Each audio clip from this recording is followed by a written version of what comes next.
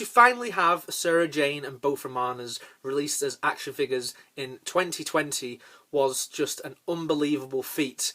Ever since the inception of the Doctor Who action figure line with character options in 2006, many die-hard Doctor Who fans, including myself, could only have dreamed that we would have got these characters in the 5-inch figure line. So to have those released was unbelievable, but to have re-releases of these three beloved characters from the classic series come out within months of the original release with new paint jobs based on different appearances that they made is also just as brilliant. So as always, today we're going to take a look at the box art for this set. It is the same box art that we've come to expect now with these Doctor Who figures that are being released through B&M.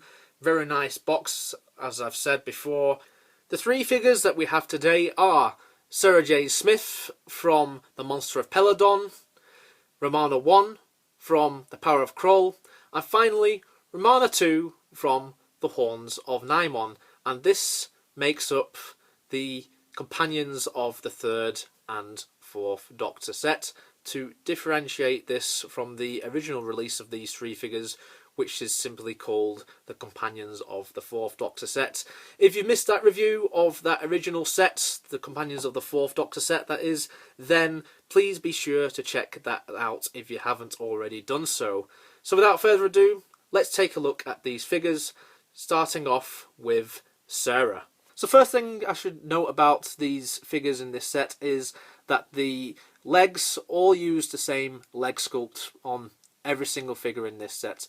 And I believe these are legs from the Sarah Jane figures which were released many moons ago based on the Sarah Jane Adventures, quite apt really, seeing as one of the figures, as we see here, is the younger version of Sarah Jane Smith. So I'm just going to take a quick look at the articulation, because for the legs at least it is exactly the same. So we have thigh joints and knee joints. The legs can move up and down, move out from side to side, and that is pretty much what you're getting. And like I say, the sculpt is the same. You have your boots and you have the top half of the legs, which are just your trousers. Overall, pretty good detail, and I think it is a good utilization of the original sculpt from the Sarah Jane Adventures that are used on all three of these figures, because it works. It works for all of these figures in this set. Now the top half of this particular figure is again a reuse of the original Martha Jones with Toclafane set sculpt, which came out again many moons ago now. So essentially what this is, it's a repaint of that top half of the figure, but it's also a repaint of the previous Sarah Jane figure which came out a few months earlier. Again, very nice reuse of the sculpt here, and the paint applications match what was seen in the Monster of Peladon. It's a dark brown which matches most of what you see on the bottom half of the figure.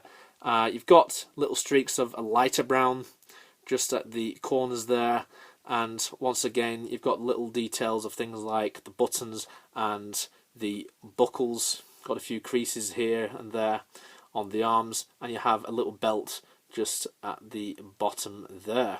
Head sculpt wise, it's absolutely excellent. I've said this before, I'll say it again, it's the same head sculpt as what was used on the Genesis of the Daleks version, and it looks so much like a young Elizabeth Sladen. And the hair sculpt, again, you've got the different curls here and there, different waves of hair, and little washes of black and brown. Very nice. And one thing I quite like is they've even painted just under here at the neck a vest to give that impression that she is wearing a shirt underneath, because in the story this isn't fastened up. I believe it's just unfastened, but for cost reasons they decided to reuse the same sculpt of jacket which was used on the Genesis version. I'm completely fine with this. I'm not really fussed. I think this works just as well. So yeah, another nice variant of Sarah Jane to have on the shelf.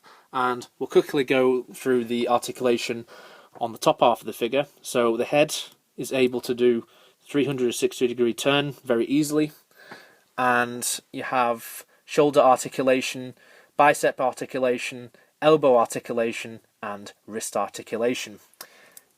You can also articulate the waist all the way around, and that is your Sarah Jane figure for this set.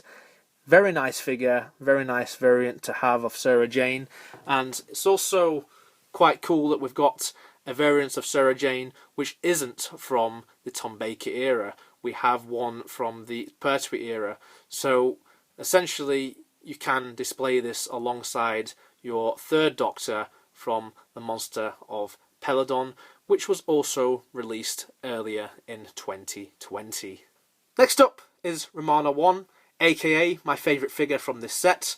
This is a much improved version of Ramona One from the previous Companions of the Fourth Doctor set, namely because the head sculpt was not terrible, but it looked a little bit strange, especially at the forehead. She looked like she had a FOD, and for those of you who don't know what a FOD is, that is a forehead of doom. It didn't really do the late Mary Tam all that justice, as she was a very beautiful lady, but thankfully I think this figure is an improvement.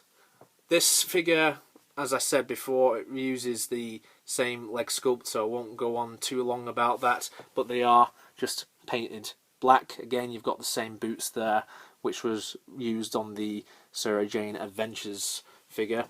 The top half is a reuse, I believe, of the Restak figure, which came out sort of around 10-11 years ago to coincide with Series 5. And, you know, you've got what looks like a body warmer, because that's what Silurians look like they had. But it works very well. It matches sort of what you see in The Power of Krull, and I think it's a good choice of release for Ramona One.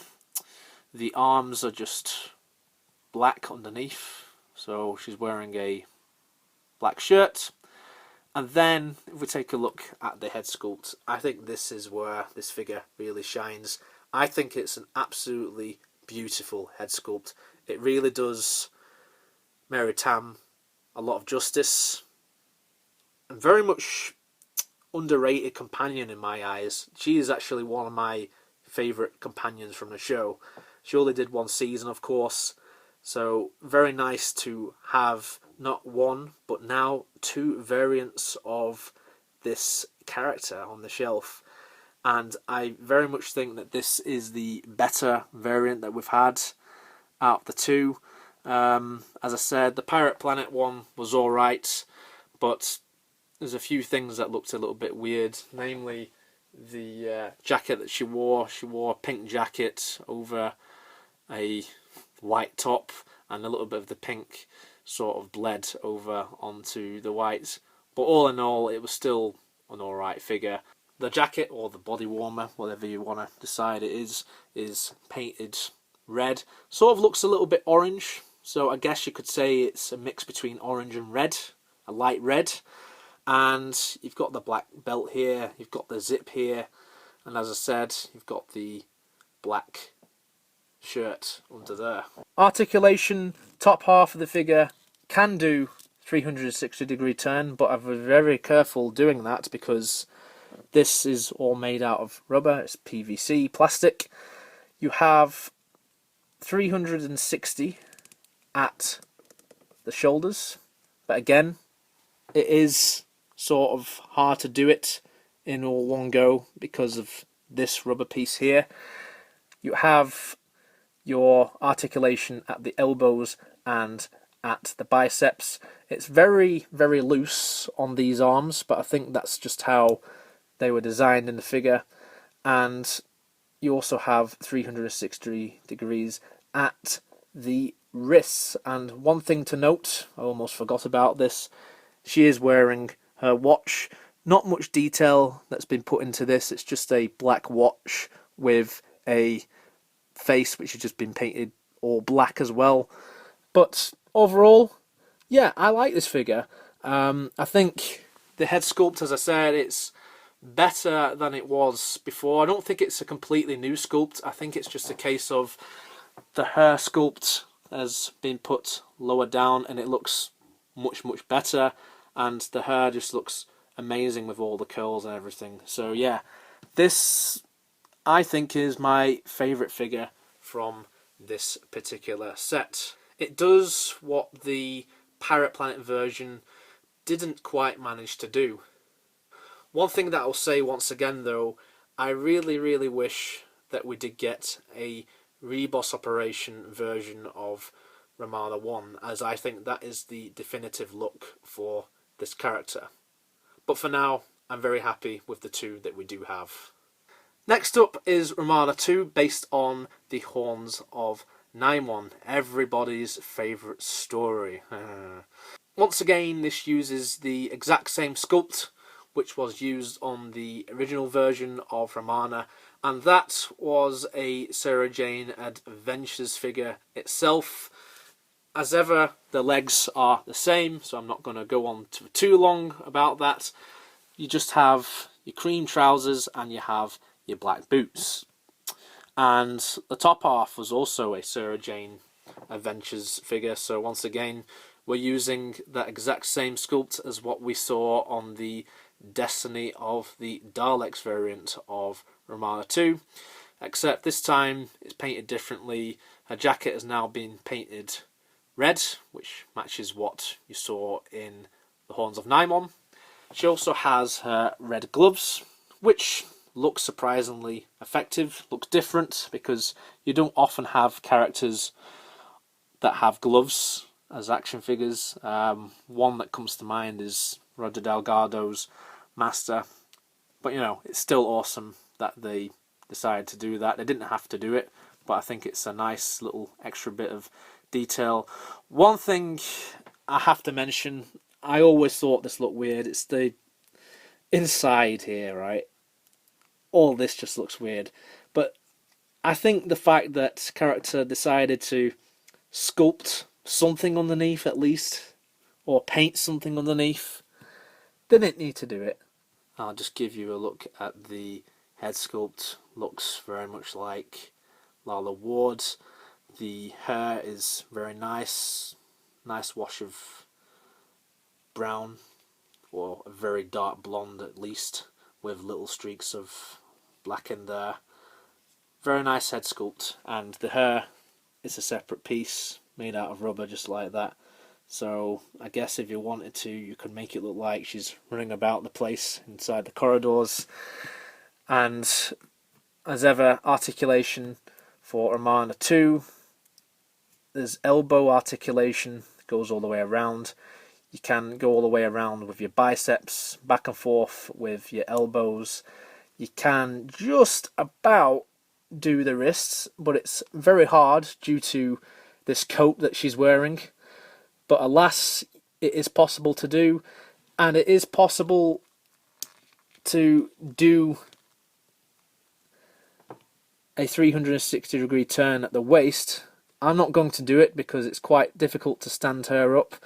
One thing which is a complaint not only about this version of Romana, but the other version, is they're an absolute nightmare to stand up on the shelf. So just be wary of that if you're looking to get this version of the figure. Even though the coat might not be exactly accurate to what we see on screen in terms of the aesthetic of your pockets and your little bits on your sleeves here and there, it's still the next best thing, and I'm glad that we actually do have a version of Ramona 2 from the Horns of Nimon, because despite my misgivings about that story, I do really like the outfit that she did wear in that story. So I think this is an excellent choice to be released as the second version of Ramona 2. If they do other versions of Ramona 2, I'm not sure what they could go for next. I'd really love a City of Death version. I'm just putting it out there.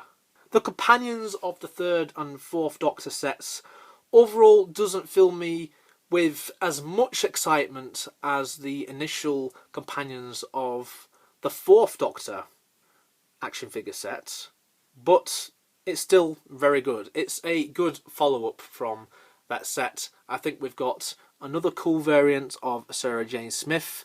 I think we've got another good variant of Ramona Two, but I think the highlight of this set is easily Ramona, which is based on her outfit in The Power of Kroll. I think that this set does complement the original release, so if you own that version of these characters from that set, then I think that this does add to it, because they are variants and they are very different variants from the original releases of those figures. But if for some reason you missed out on that original set and you are looking to finally have that Sarah Jane and both of those Romanas on the shelf, so you can say you have all of your fourth Doctor companions and you have another companion for the third Doctor, then this is still a very good set. Admittedly not as good as the companions of the fourth Doctor set, but I think that is due to the fact that that was the first ever time that we got these characters.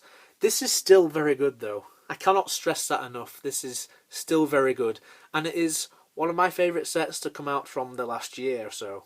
Once again folks, thank you so much for watching this action figure review. I've enjoyed doing this for you and I hope you enjoyed it too.